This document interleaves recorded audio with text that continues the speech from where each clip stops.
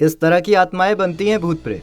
मरने के बाद कुछ इंसानों की आत्माएं भूत बन जाती हैं। ये बात तो आप सभी जानते हैं, लेकिन वो कौन सी आत्माएं होती हैं और किन कर्मों की वजह से उन्हें भूत बनना पड़ता है, ये बात आप नहीं जानते होंगे। हिंदू धर्म ग्रंथ गरुड़ पुराण के प्रेत कल्प में इस बात को विस्तार से ये बताया गया है कि भगवान विष्णु कहते हैं, जो मनुष्य अपने पूर्वजों के द्वारा संग्रहित किए गए धन और संपत्ति को नष्ट कर देता है या फिर वो किसी दूसरे व्यक्ति की पारिवारिक जमीन पर जबरन कब्जा कर लेता है, तो ऐसे कुकर्म करने वाले लोगों को पापी माना जाता है, जिसके फलस्वरूप उन्हें मरने के बाद प्रेत योनि में भटकना पड़ता है। लेकिन सिर्फ बुरे कर्म या पाप करने वाले व्यक्ति ही भूत नहीं बनते, बल्कि कई आत्महत्या कर लेने वाले और अकाल मृत्यु को प्राप्त होने वाले व्यक्ति भी भूत बन जाते हैं, जिसके बाद लंबे समय तक इन्हें भूत योनि में ही रहना पड़ता है। भूत योनि से बचने के लिए, दोबारा मानव रूप में जन्म लेने के लिए या फिर जीवन मृत्यु के चक्र से मुक्ति पाने के लिए मनुष्य को कई तरह के कर्म करने पड़ते हैं। इन कार्यों में आपको धर्म के मार्ग पर चलना होता है और हमेशा ही सद्कर्म करने होते हैं, ताकि मृत्यु के बाद आपको भगवान की शरण प्राप्त हो, न कि भूतों का शापित जीवन।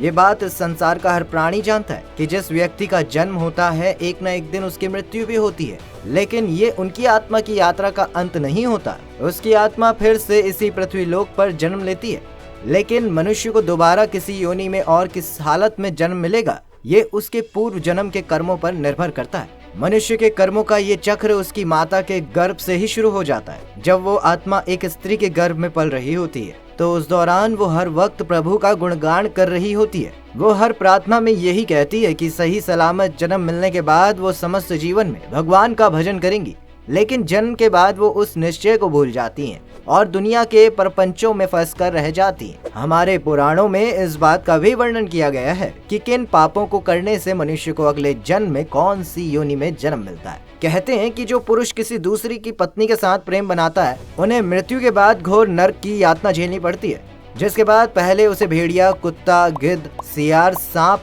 कौआ और आखिर में बगुला जैसी योनियों से गुजरना पड़ता है, जहां उसे हर किसी से दुत्कार की प्राप्ति होती है। इन सभी योनियों के बाद उसे फिर से मनुष्य योनि में जन्म प्राप्त होता है। इसके अलावा जो मनुष्य पिता समान अपने बड़े भाई का अपमान करता है, उसे मृत्यु के बाद कोंच नाम के पक्षी के रूप में जन्म मिलता है और उसे 10 साल तक इस योनि में जीवन व्यतीत करना होता है। वहीं सोने की चोरी करने वाले लोगों को कीड़े मकोड़े और तितली की योनि में जन्म मिलता है और चांदी की चोरी करने वाले लोगों को कबूतर बनना पड़ता है। इसके अलावा जो मनुष्य स्त्रियों का सम्मान नहीं करते, उन्हें परेशान करते हैं, तो उन्हें पहले भेड़िया, कुत्ता, सियार, गिद्ध, सांप, कौआ और फिर बगुला की योनि में जन्म लेकर अपने पापों की सजा भुगतनी पड़ती है। इन सभी योनियों में रहकर प्रायश्चित करने के बाद ही उसे पुनः मनुष्य शरीर में जन्म मिलता है। गरुड़ पुराण में और भी कई तरह के कर्मों और उनके फल स्वरूप मिलने वाली योनियों का उल्लेख किया गया है। कहा गया है कि जो व्यक्ति अपने पूर्वजों और कुल के देवी देवताओं को संतुष्ट किए बिना ही अपनी देह को त्याग देते हैं, उन्हें मृत्यु के बाद अत्यंत कठिन सजाओं और कई तरह की जीव योनियों से गुजरना पड़ता है। ऐसे मनुष्यों को सबसे पहले 100 साल तक कौवे की योनि में अपने पापों का प्रायश्चित करना पड़ता है। इसके बाद कुछ समय तक उसे मुर्गे की योनि में जीवन व्यतीत करना पड़ता है। फिर सबसे आखिर में उसे 1 महीने के लिए सांप की योनि में भी सजा काटनी पड़ती है। इन सभी योनियों से गुजरने के बाद ही उस व्यक्ति को दोबारा मनुष्य के रूप में जन्म मिल पाता है। केवल कर्मों के हिसाब से ही नहीं, कई बार मनुष्य को उसकी इच्छाओं के आधार पर भी अगली योनि में जन्म प्राप्त हो जाता है। किसी भी आत्मा की चाहत अगर किसी एक विशेष के तरह के क्रियाकलाप में है, तो उसे उसी के अनुसार अगले जीवन में जन्म मिल जाता है।